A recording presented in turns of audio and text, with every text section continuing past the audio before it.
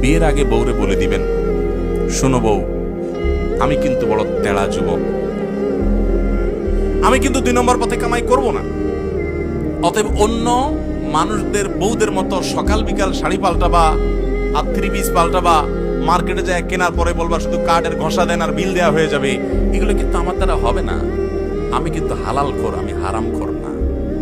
বলা যাবে না ইনশাল্লাহ? হবু বউরে বলে দিতে পারবেন না?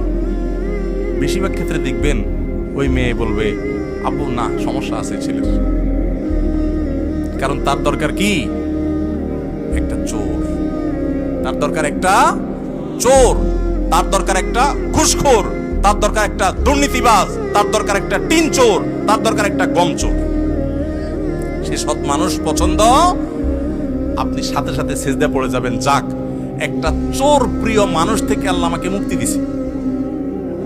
একটা সৎ মানুষ খুঁজবেন, চেষ্টা করা যাবে না ইনশাআল্লাহ। অসৎ হওয়ার জন্য যোগ্যতা লাগে না, অসৎ হওয়ার জন্য যোগ্যতা, চোর হওয়ার জন্য যোগ্যতা লাগে না, সৎ হওয়ার জন্য যোগ্যতা লাগে। সৎ হওয়ার জন্য মেরুদণ্ড শক্ত থাকতে হয়, হিম্মত থাকতে হয়, সৎসাহস থাকতে হয়। বাবাকে বলতে হয়, বাবা আমি চুরি করব না।